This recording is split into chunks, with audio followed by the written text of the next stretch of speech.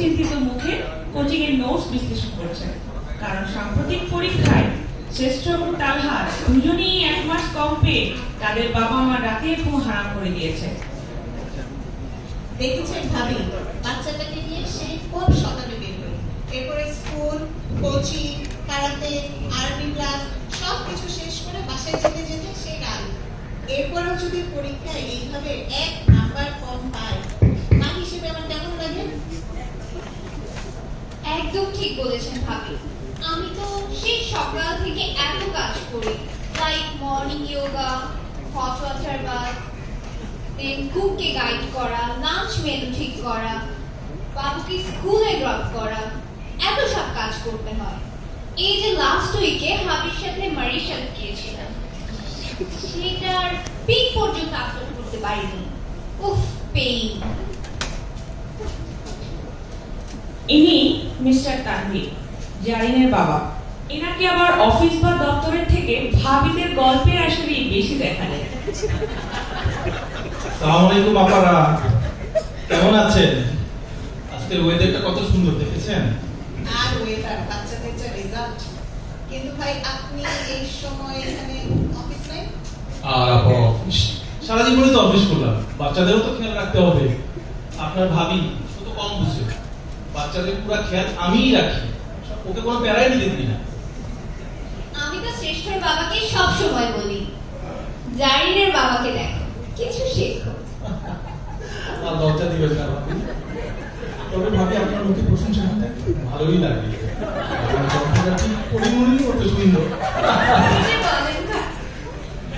এইবার নাটকের ক্লাইম্যাক্সে শুরু। স্টেজে যারা দেখছেন তাদের একজন শারমিন ভাবি, ক্লাস 4 এ পড়া ফার্স্ট গার্ল মাহারিনের মা। ভাবি মা হলে ওনার অনেক দাপট, আর বয়স্ক মহিলাটি হলেন ক্লাসের সব থেকে দুষ্ট বাচ্চা রাফির দাদি। রাফির বাবা মা দুজনেই চাকরিজীবী হওয়ায় দাদি স্কুলে আনা নেওয়া করেন। কি হয়েছে ভাবি, সিরিয়াস কিছু? আরে ভাবি আর বলবেন না, আন্টি তো বুঝতেই চাচ্ছে না। এই যে রাফি কি দুষ্টু, সারাক্ষণ ক্লাসে তাণ্ডব চালায়। আর আমাদের বাচ্চাদের জন্য যে পড়াশোনার পরিবেশটা দরকার ক্লাসরুমে, এখন তো সেটা রাফির জন্য নষ্ট হয়ে যাচ্ছে। এই যে গতকালকে রাফি মাহারিনের বাংলা কপির সমস্ত পেজ ছেড়ে ফেলছে। এটা কি মানা যায় ভাই? আমি তো মানতে পারছি না, এত কষ্ট করে নোটস গুলো আমি করি। না না, আমাকে এবার কমপ্লেনই করতে হবে। যত সব তোমাদের বাড়াবাড়ি, বাচ্চা পোলা পায় খেলবো, দৌড়াইবো, একটু একটু দুষ্টামি তো করবোই। বুঝতেই চাচ্ছে না। আর তুমি এই যুগের মাইয়ারা না একদম ধৈর্য সহ্য নেই। আমরা একা হাতে 7-7টা বাচ্চা মানুষ করছি, তারা কি নষ্ট হয়ে গেছে নাকি? যত সব বাড়াবাড়ি, কিচ্ছু শুনে না।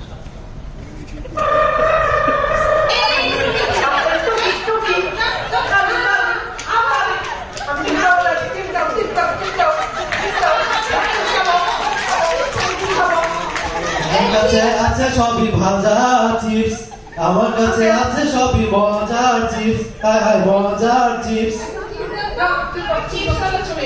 নানি, আপনার নাতি তো কিছুক্ষণ আগে একটা চিপস খায় না, আমার কালকেও 2টা চিপস খাইছে, হাতে দেয়। আপনি একটু মনে করে হাত দিয়ে আচ্ছা নাকি ভাজা চিপস। আমার নাতিটা খিদে একটা কালো হয়ে গেছে। আমাদের আমাকে পানিশমেন্ট দিয়ে আমি দৌড়ে চলে আসছি। আল্লাহ, লক্ষ্মী নাতটাকে আমার পানিশমেন্ট দিয়েছে। কেন পানিশমেন্ট দিল? ওনারা তো বলে এক্সাম কোক খাওয়া লাগে, কোক দাও। হ্যাঁ, তোমাকে এখন ক্লাসে যাও, ক্লাসে যাও। আমার ব্যাকগ্রাউন্ড ছেড়ে দিল। কি দুষ্ট ছেলে রে বাবা। নটি বয়। এই যে হন্তদন্ত করে স্টেজে আসলে, উনি মেহর মা, পার্ট টাইম জব করেন, তবে বাচ্চাকে উনি রেগুলার আনা নেওয়া করেন। কি হলো ভাবি, আপনার কথা ধাক্কা দিল? হ্যাঁ, দেখেন না, দুষ্ট বাচ্চা। ও এরকমই, ঘরেও সামলানো চায় না। ঘরেও যা, ক্লাসেও তা, বাইরেও তা। দেখুন না, আমার ব্যাগটা ছিঁড়ে দিল। দেখো মা, আপনার ব্যাগটা ছিঁড়ে ফেলেছে।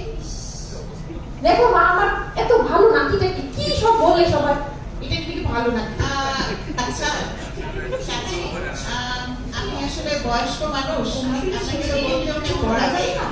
তবে আপনার নাতি রাফি বোধহয় আপনাদের আসলে একটু মনোযোগ দেওয়া উচিত, কারণ সেদিন তালহা বাসায় গিয়েছে, ওর স্কুলের পিছনে আমি ঢুকি।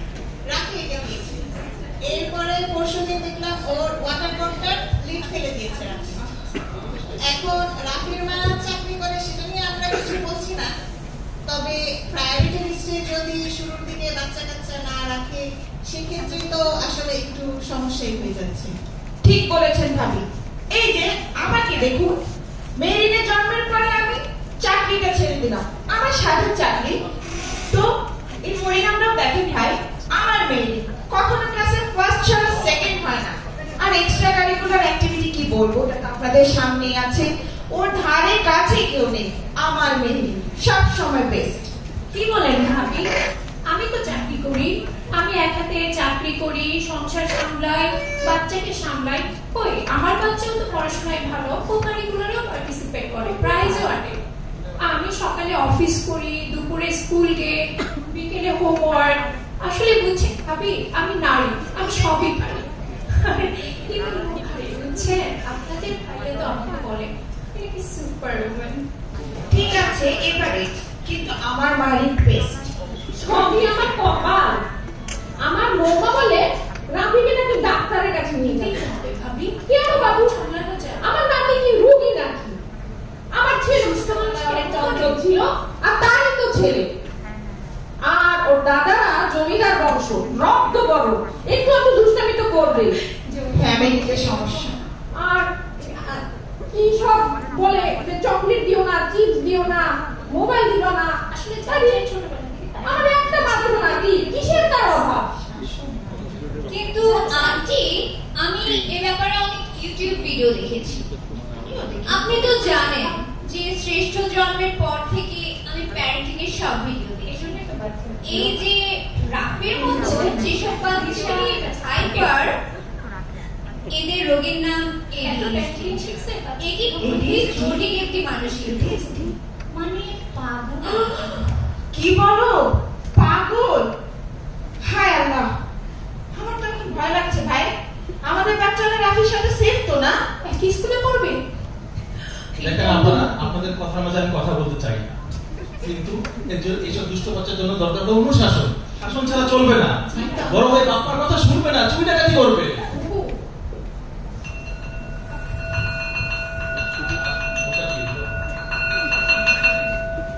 ভাবি ঘন্টা পড়িয়েছে, মেহর মনে হয় ক্লাস শেষ। ভাবি আমার তো আবার অফিস আছে, সব সামলাতে হয়।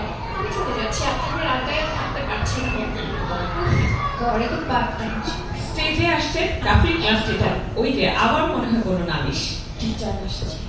এখানে রাফির অভিভাবক কে আছেন? এই যে আমি রাফির দাদি। ওর ব্যাপারে একটু কথা বলতে, রাফিকে এদিকে আসুন। আচ্ছা জি বলো। আসলে ইদানিং রাফিকে নিয়ে আমরা খুব সমস্যা ফেস করছি। ও ক্লাসে খুবই অমনোযোগী, হোমওয়ার্ক করে না, সারাক্ষণ ছোটাছুটি করতে থাকে, অন্য বাচ্চাদেরকে বিরক্ত করে। ওকে নিয়ে অন্যান্য বাচ্চা বাবা মারাও অনেকে কমপ্লেন করছে। আমার মনে হয় একটা বিষয়টা নিয়ে আমাদের একটু সিরিয়াসলি বসা উচিত। আপনি বাবা মাকে একটু বিষয়টা জানাবেন। না না, ওর বাবা মা আসতে পারবে না, ওরা চাকরি করে, আমি ওর দেখাশোনা করি, আপনি আমাকেই বলেন। ঠিক আছে, আপনি ওর অভিভাবক, কথা সত্য, কিন্তু ওর বাবা মাকেও ব্যাপারটা জানানো দরকার। আপনি ওর কাছে বিষয়টা জানাবেন। আচ্ছা আমি দেখি। দেখেন তো ভাবি, রাফি আবার কি যেন করেছে। বললাম না আমি, আমাদের এগুলো নিয়ে কথা বলা উচিত। এবার নিশ্চয়ই কোনো অঘটন ঘটিয়েছে। এইবার অভিভাবকদের মাঝে যিনি আসছেন, উনি ক্লাস 4 এর ইহানের মা, ডক্টর অদিতি। খুব বিজি প্র্যাকটিশনার হয়, ভাবিদের গল্পের আড্ডায় খুব বেশি থাকার সুযোগ পান না। আসসালামু আলাইকুম সবাইকে, কেমন আছেন? ডাক্তার আপা আসেন আসেন, আপনি আমার চেয়ারে বসেন। কি অবস্থা? আপনি অনেকদিন পর ভালো আছেন? ভালো আছেন আপনারা? ভাবি, আজকে কি আপনার একটু সময় হবে? আমরা একটু কথা বলতে চাচ্ছিলাম। এই যে ভাবি, রাফির বিষয়ে একটু কথা বলতাম। রাফি এই যে ক্লাসের বাইরে এত হাইপার, এটা তো মাথার সমস্যা নাকি? এটা কি বলা আমার অপরাধ হয়েছে? আজকালকার মায়েরা সব মোবাইল ইউটিউব দেখে দেখে আমার সুস্থ নাতিটাকে অসুস্থ বানিয়ে দিচ্ছে। এসব চাকরিওয়ালা মায়েদের জন্য আমার নাতির এই অবস্থা। আন্টি, আপনারা বেশ সুন্দর একটা বিষয় নিয়ে কথা বলছেন। এই বয়সে বাচ্চারা একটু একটু দুষ্টুমি করা, চঞ্চলতা, দুরন্তপনা স্বাভাবিক, কিন্তু অতিরিক্ত চঞ্চলতা, অতিরিক্ত দুরন্তপনা, মনোযোগের অভাব একটা অসুস্থতার লক্ষণ। এটাকে বলা হয় attention deficit hyper activity disorder. এটা একটা মস্তিষ্কের বিকাশজনিত সমস্যা। সাধারণত বাচ্চারা যখন স্কুলে যাওয়া শুরু করে তখন উপসর্গগুলো বেশি দেখা যায়। আমার মনে হয় রাফির ক্ষেত্রেও তাই হচ্ছে, কিন্তু তার মানে এই না যে মাথা খারাপ বা সে পাগল। দেখো মা, তুমি ডাক্তার হতে পারো মানি, কিন্তু আমার ছেলে কিন্তু ছোটবেলায় অনেক চঞ্চল ছিল আর এখনো অনেক অস্থির, হুটহাট রেগে যায়। তো ও কিন্তু বাচ্চা না। হ্যাঁ, তা তুমি কি এক ওষুধের নাম বললে না, তা এখন কি বলবা? আন্টি, আপনি জেনে অবাক হবেন, এই রোগটা শুধু বাচ্চাদের না, বড়দেরও হতে পারে। আর আমি যতদূর জানি বংশগত কারণেই বেশি হয়ে থাকে। ও দেখছেন ভাবি, আমি আগেই বলেছিলাম লোকাল চিপস চকলেট খেলে এই রোগ বাড়ে। না না ভাবি, ব্যাপারটা তেমন না। অতিরিক্ত চিপস, চকলেট, এনার্জি ড্রিঙ্কস, চিনি জাতীয় খাবার খেলে রোগের উপসর্গ বাড়তে পারে। সেটা তো দেশি বিদেশি যে কোনো প্রোডাক্টই হতে পারে। ও আচ্ছা আচ্ছা, সেদিন ওই শারমিন ভাবির সাথে বলছিলাম, ভাবি মনে আছে আমার ভাইয়ের ছেলের কথাটা? জি জি, ঠিক এরকম। এত চঞ্চল, মানে যতদিন যাচ্ছে তত বাড়ছে। এখন তো বিষয়টা এমন হয়েছে, ভাবি ওকে নিয়ে কোথাও যায় না, মানে কোথায় কি করবে না করবে, এবং হচ্ছে গিয়ে অনেক মানুষের অনেক পরামর্শ শুনেছে, কোথায় কোথায় গিয়েছে। শেষ পর্যন্ত সেদিন দেখলাম যে ওরা কোন পীর বাবার কাছ থেকে একটা তাবিজ নিয়ে এসেছে। তাহলে কি এরকম কোনো চিকিৎসা নেই? আহা, আমি বললাম তো এই রোগের চিকিৎসা একমাত্র ঔষধ। চিকিৎসা হচ্ছে মায়ের উপরে কোনো ওষুধ নাই। যত মায়ের তত সোজা হবে। না না গান্ধী ভাই, ব্যাপারটা তেমন না। মায়ের কখনো ওষুধ হয় না। সেই ক্ষেত্রে বাচ্চার প্রতি বাবা মায়ের কেমন আচরণ হওয়া উচিত সেটাও শেখার বিষয় আছে। এটাকে বলা হয় প্যারেন্টিং। আর পাশাপাশি ওষুধের কাজ তো আছে। সময় দিতে হবে, এটাই হচ্ছে আসল কথা। তাহলে এখন আমাদের কি করা উচিত? আন্টি, রাফিকে সিঙ্গাপুর নিয়ে যান, আর কোনো কানেকশন লাগলে জানাবেন। আপনাদের ভাই তো বিজনেস ট্রিপের প্রাইজ। না না বাবা, উনি মানতেই তো চাচ্ছে না, তার মধ্যে আবার বিদেশ। আপনি দেশেই কোথাও দেখান। এই যে এটা ব্রেনের সমস্যা বললো, আপনি ব্রেনেরই ডাক্তার দেখান, এটাই ভালো। কিন্তু ভাবি, ব্রেনের সমস্যা তো বুঝলাম, কিন্তু আমরা যে সমস্যা দেখছি বাচ্চাদের যে অতিরিক্ত দুষ্টামি, চঞ্চলতা, ভাবি যেটা বললেন যে আচরণগত সমস্যা, তো এই সমস্যা সমাধানের জন্য আমরা কার কাছে যাব? তাই তো আপনারা সবাই বেশ ভালোই বলেছেন। অতিরিক্ত চঞ্চলতা, মনোযোগের অভাব, পাশাপাশি যেহেতু বাচ্চার আচরণগত সমস্যা আছে, সেই ক্ষেত্রে আমি মনে করি আন্টি আপনি একজন সাইকিয়াট্রিস্টকেই দেখান রাফিকে। আর তার চেয়ে বেশি ভালো হয় একজন চাইল্ড এন্ড অ্যাডোলেসেন্ট সাইকিয়াট্রিস্ট দেখান। চাইল্ড এন্ড অ্যাডোলেসেন্ট সাইকিয়াট্রি এটা আবার এই দেশে আছে না? বলছেন ভাবি, ঠিক বলেছে। সিঙ্গাপুর ছাড়া উপায় নেই দাদি। না না, আমাদের দেশেই আছে চাইল্ড এন্ড অ্যাডোলেসেন্ট সাইকিয়াট্রিস্ট। কিন্তু কোথায়? Attention deficit hyper activity disorder, যা কিনা মস্তিষ্কের বিকারজনিত রোগ হলেও সঠিক সময়ে সঠিক চিকিৎসা পেলে সম্পূর্ণরূপে নিরাময়যোগ্য। এই উদ্দেশ্যে বাংলাদেশ মেডিকেল ইউনিভার্সিটির সাইকিয়াট্রি বিভাগের অধীনে প্রতি রবিবার সকাল 11টায় ডি ব্লকের 12 তলায় 1210 নম্বর রুমে এডিএসডি ক্লিনিক সংগঠিত হয়। এছাড়া ইগনা ও এনআইএমএস সহ সকল বিভাগীয় মেডিকেল কলেজেও এই রোগের নিয়মিত চিকিৎসা দেওয়া হয়।